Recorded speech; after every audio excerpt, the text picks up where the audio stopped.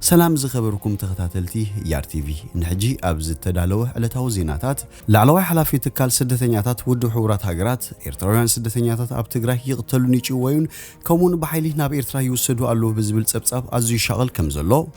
بوليس فيدرال ليتنانت جنرال ጻድቃን ዝርከቦም ልዕሊ 40 መኮንናት ንኽእሰሩ ከም ዝኣዘዘ ሰራዊት ኤርትራ ኣብቲ ድሕሪ ስምዕ ሰላም ኣብ ዝተወሰነ ከባቢታት ዶብ እንተ ዘይኮይኑ ናብ ትግራይ ከም ዘይኣተውን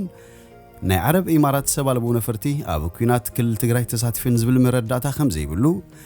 ሚኒስተር ጉዳያት ወጻኢ ሱዑድ ዓረብ ድሕሪ ምእላይ አልበሽር ንመጀመርያ እዋን ናብ ሱዳን ምብጻሕ ከም ዝገበረ ላዕለዋይ ባይቶ ኣሜሪካ ናብ ኢማራት ንዝግበር መሸጣ ኣጽዋር ንምግታእ ዝገብሮ ጻዕርን ከም ዝፈሸለን ካልእን ዝድህስ ዜናታት ሒዘልኩም መጽለኹ ሰናይ ናይ ምክታል ግዜ እንዳተመነኹ ኣብዛ ቻናል ድማ ናይ ወትሩ ተኸታተልቲ ንኽትኮኑ ሳብስክራይብ ክትገብሩ ብኽብሪ ዕድመኩም ላዕለዋይ ሓላፊ ትካል ስደተኛታት ውድብ ሕቡራት ሃገራት ፊሊፖ ግራንዲ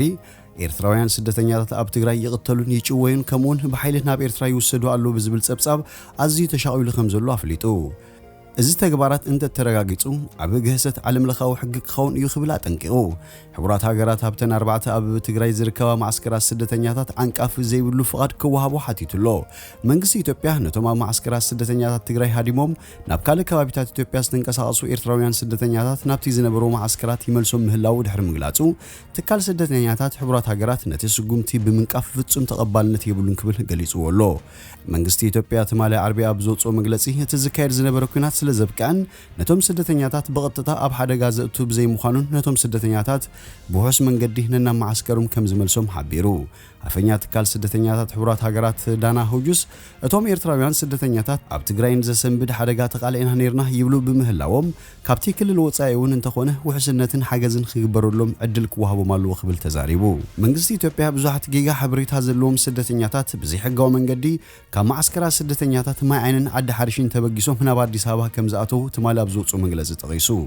ኣብዚ እዋን ዘቲ ማዕስከራት ስደተኛታት ኣብ ትሕቲ ሙሉእ ምቁጻር መንግስቲ ኢትዮጵያ ብምህላው ነቶም ስደተኛታት ብውሑስ መንገዲ ነና ማዕስከሮም ክመልሶም ምዃኑ ሓቢሩ ዘድልቅ ቀረብ መግቡን ናብቲ ማዕስከር ስደተኛታት የብጽሕ ምህላውን አፍሊጡ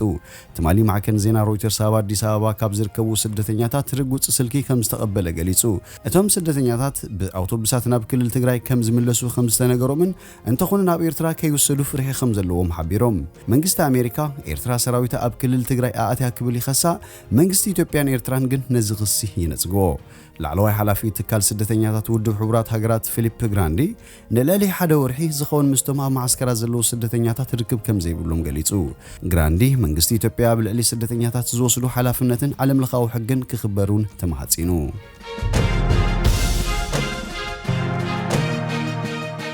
ፖሊስ ፌደራል ሌተናንት ጀነራል ጻድቃን ዝርከቦም ልዕሊ 40 መኮንናት ንኽእሰሩ ትእዛዝ ኣውጽዩ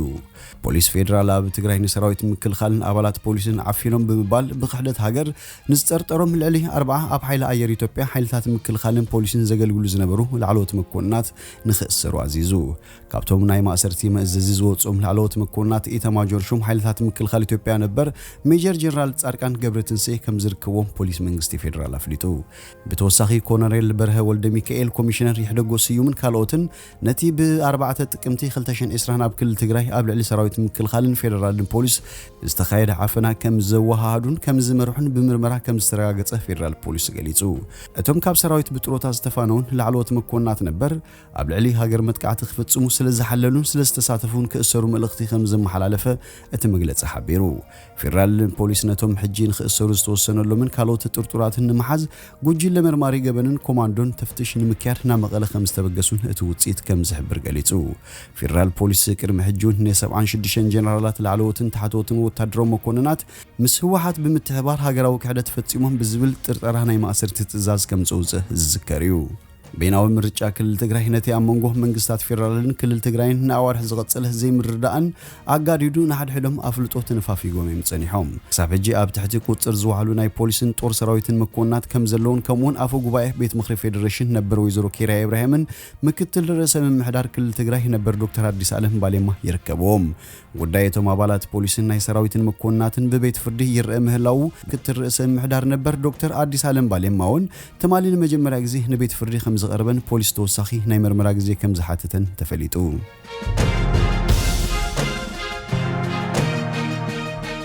ዋና ጸሐፊ ሕቡራት ሃገራት ሰራዊት ኤርትራ ኣብቲ ድሕር ስምምዕ ሰላም ኣብ ዝተወሰነ ከባቢታት ዶብ እንተዘይኮይኑ ናብ ትግራይ ከም ዘይኣተወ ቀዳማይ ሚኒስተር አብይ ነጊርና ይብል ሰራዊት ኤርትራ ድሕር ስምምዕ ሰላም ኣብ ዝተወሰነ ከባቢታት ዶብ ጥራይ ከም ዘሎን ናብ ውሽጢ ትግራይ ከም ዘይኣተወን ቀዳማይ ሚኒስተር አብይ አሕመድ ከም ዝነገሮ ዋና ጸሐፊ ሕቡራት ሃገራት አንቶኒዮ ጉተረሽ ሓቢሩ ክብል አገልግሎት ዜና ቻይና ሺንሂዋ ኣብ ጸብጻብ ኣስፊሩ ሰራዊት ኤርትራ ኣብ ኢትዮጵያ ኣብ ዝካየድ ዘሎ ኩናት ምጽምባሩ ዘረጋግጽ ምርትዑ የብልናን ዝበለት ዋና ጸሐፊ ብዛዕባ እዚ ጉዳይ እዚ ንቀዳማይ ሚኒስተር ኢትዮጵያ አብይ አሕመድ ከም ዝሓተተ እዩ ገሊጹ እንተኾነ ካብቲ በአህጉራዊ ቤት ፍርዲ ዝተወሰነ ከባቢታት እንተዘይኮይኑ ናብ ትግራይ ዝኣተወ ሰራዊት ኤርትራ የለን ዝብል መልሲ ካብቲ ቀዳማይ ሚኒስተር ከም ዝተዋሃበ እዩ ኣብ ዕለት 9 ታህሳስ ገሊጹ ሰራዊት ኤርትራ ብደብዳብ ከቢድ ብረት ጥራይ ዘይኮነ በአጋርን መካናይዝን ተሰኒዩ ኣብ ሓያሎ ከባቢታት ትግራይ ኣብ ዝካየድ ዘሎ ኩናት ንሰራዊት መንግስቲ ኢትዮጵያ ብምድጋፍ ይሳተፍ ምህላውዮም ዝቃላሕ ዘሎ ናይ አሜሪካ ዝርከቡም ሓያሎ ዲፕሎማሲኛታት ድማ ኤርትራ ኣብቲ ኩናት ኢትዮጵያ ተሳተፍ ምህላዋ ዘእምን ምርቱዕታት ከም ዘሎ እዮም ዝጠቕሱ ተሳትፎ ኤርትራ ኣብዚ ኩናት ንሃገራዊ ማሕበረሰብ ከደናግር ዝኽእል እኳ እንተኾነ ብወገን ኤርትራን ኢትዮጵያን ግና መንግስቲ ኤርትራ ኣብቲ ኩናት ኢዱ ከም ዘይሓወሰ ንጹር ኮይኑ እዮም ዝብሉ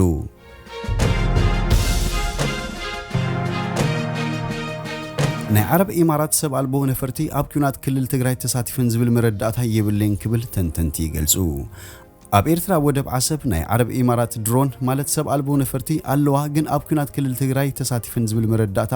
የለን ኢሉ ሓደ ተንታኒ ጸጥታ መርሓቲ ህወሓት ናይ ዓረብ ኢማራት ድሮን ኣብ ክልል ትግራይ ደብዲበ ምባሎም ይዝከር በኻልእ ወገን መንግስቲ ኢትዮጵያ ኣብቲ ኩናት ናይ ባዕሉ ድሮን ኣዋፊሩ ምንባሩ በወጌ ኣፍሊጡ እዩ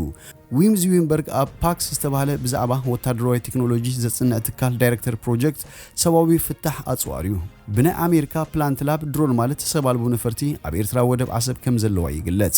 እተን 20 ሜትሮ ክንፊ ዘለዎን ዊንግ ሎንግ ቁጽሪ 2 ዝተባሃላ ስርሒ ቻይና ዝኾና ነፈርቲ ቦምብ ንምድር ባይን ንሚሳይላት ናይ ምህራምን ብቕዓት ከም ዘለውን ይግለጽ እንተኾነ ይብል ንሱ እተን ናይ ኢማራት ዓረብ ድሮን ኣብ ኢትዮጵያ ምህብራርን ዝኾነ ምልክት ክንረክብ ኣይከኣልናን ኢሉ ብኻልእ ወገን አገልግሎት ዜና ሮይተርስ ንሓሙሽተ ሽሞም ዘይጠቐሶም ዲፕሎማት ከም ምንጪ ተጠቂሙ ኣብ ሰሙን ዝዘርግሑ ዜና ወታደራት ኤርትራ ኣብ ግጭት ክልል ትግራይ ምስታፎም ዘመልክት ኮይኑሎ ሮይተርስ ኣብቲ ወርሒ ዝገበረ ብመሰረት እምነት አሜሪካ ተሳትፎ ኤርትራ ምንባሩ ዘርኢ ኩናት ናይ ሳተላይት ስእልታት ዝተለጠፈ ርክባትን መረዳእታ ኣሎ ካብ ክልል ትግራይ ዝስማዑን ኣሎ ይብል ፖለቲከኛ ትግራይ ጌታቸው ረዳ ዝሓለፈ ወርሒ ኣብ ዝልኣኾ ናይ ትዊተር መልእኽቲ ቀዳማይ ሚኒስተር አብይ ሕጂ ኣብቲ ኣብ ልዕሊ ህዝቢ ትግራይ ዘካይዱ ዓናዊ ኩናት ነተን ኣብ ዓሰብ ዝርከባ ድሮን ዓረብ ኢማራት ይሳተፈን ኣሎ ኢሉ ነይሩ ቴሌቪዥን ክልል ትግራይን ድሮንን ኣብ አፍሪካ ዘየለን ቴክኖሎጂውን ዘለዎ ዘመናዊ ኣጽዋራት ኣብ ምጥቃዕ ክልል ትግራይ ውዒሉ ክብል ኣብ ፌስቡክ ደጊምዎ እዩ ኢትዮጵያ ስትራቴጂካዊ ዕላማታት ክልል ትግራይ ከም ዝደብደበት ኣፍሊጣያ ኣዛዚ ሓይሊ ኣየር ኢትዮጵያ ሜጀር ጀነራል ይልማ መደርሳ ንድምፂ አሜሪካ ክገልጽ እንከሎ ነፈርቲ ኩናትን ሰብ አልቦ ነፈርትን ምጥቃሞም ኣፍሊጡ እዩ ሜጀር ጀነራል ይልማ መደርሳ ንባዕላትና ኣሰልጢናን ዓጢቕናን ኢና ካብ ማእከል ኢትዮጵያ ድማ ስራሕና ንፍጽም ኣለና ካልእ ዝበሃል ንምድንጋር እዩ ንጸላይ ባዕልና ብዝሃነጽናዮ ሓይሊ ኢና ንድምጽ ዘለና ኢሉ ኢትዮጵያ ኣብ ኣፍሪካ ራብዓይ ዝዓበየ ሓይሊ ኣየር ኣለዋ ዝበለት ተንታኒ ጸጥታ ዚወይንበርግ በወገኑ ብሰብ ዝነበራ ነፈርቲ ስትራቴጂክ ዕላማታት ካርማ እምበር ሰብ አልቦ ነፈርቲ ብሓይሊ ኣየር ኢትዮጵያ ኣብ ጥቕሚ ምውዓለን መረዳእታ ይብልናን ይብል ስለዚ ካብቲ ኣብ ባይታ ዘሎ ካብ ናጻ ሓበሬታን ካብ ናይ ሳተላይት ስእልታት ንምርጋጽ ምስራሕ ጽቡቕ ኢሉ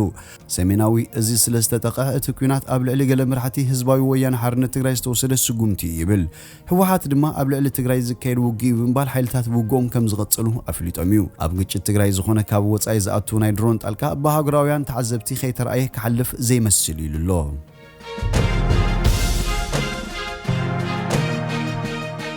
ሚኒስተር ጉዳያት ወጻኢ ሱዳን ዓረብ ድሕሪ ምእላይ አልበሽር ንመጀመርያ እዋን ናብ ሱዳን ምብጻሕ አካይዱ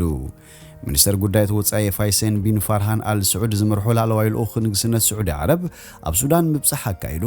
እቲ ሚኒስተር ብሸሞንተ ተሓሳስ ናብ ካርቱም ድሕሪ ምእታው ምስ ኣቦ ወንበር ልኡላዊ ባይቶ ሱዳን ጀነራል አብዱልፈታህ አልቡርሃንን ካልኦት ሰበስልጣንን ታገር ጽዑቕ ምምያጥ አካይዶም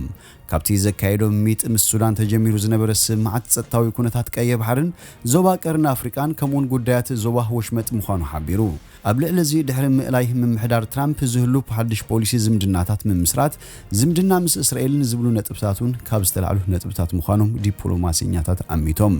ብሚኒስተር ጉዳይ ወጻኢ ዝምራሕ ላዕለዋይ ባለስልጣን ሱዑድ ዓረብ ናብ ሱዳን ክበጽሕ ድሕሪ ምእላይ ስርዓት በሽር እዚ ንፈለማ እዋን እዩ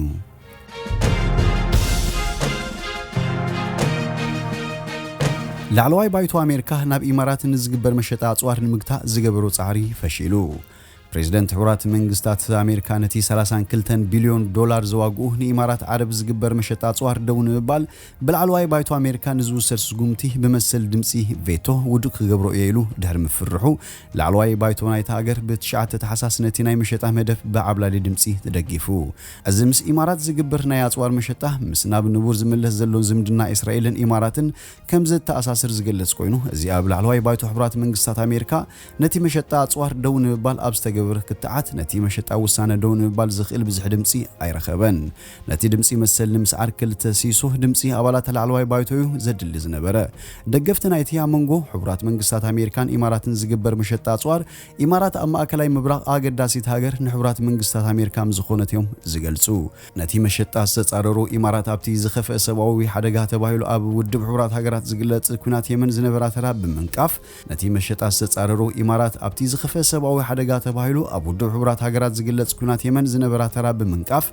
نتي مشت أخي كتصل دو كبل أرميزهم مس إمارات عرب خجبر تحسيو زلوا مشت أصوار نايزا علم زمع بلا نفرتو زخونا F35 حموشن لعلي 14 شحكم بلاتاتن تفنجرتن كمو دما كال أي زعبيت سب ألبون فاريت أمريكان كم زخونا يحبر منغست أمريكا زمشتان بوليسي وصاي زمدناتات هاجراوي دحنتن زحجز علامات زلون ني إمارات نتتصباي بحرياتاتن إيران سقاتن نمغتا زخلا كم زخونين زجلت أبكينات حد يمن إذا بمئتاو تساتف زله إمارات عرب ودب عصب وتدرو معسكر كم زلوه أبز حلف خجلت أنا كوينو قبل علي إيرتراويان تولرتي بهير عفارون أبز تفلالي جزي كساب دبداب نفرتي زبط حسقوم تخمس وسط صباتي توصو بزيكا زيكا باربعة حدار جميرو بيتوبيا أبز كير زلو تدرو جونت بسبب ألبو نفرتي كم زتساتفت من استقلال تجري كخصص أنهم من بارو يذكر زي خبركم تهاتلتي يار تي في لو مزبلنا على تاوي مسنادونا أبز ودينا لنا ببزل خمو سلام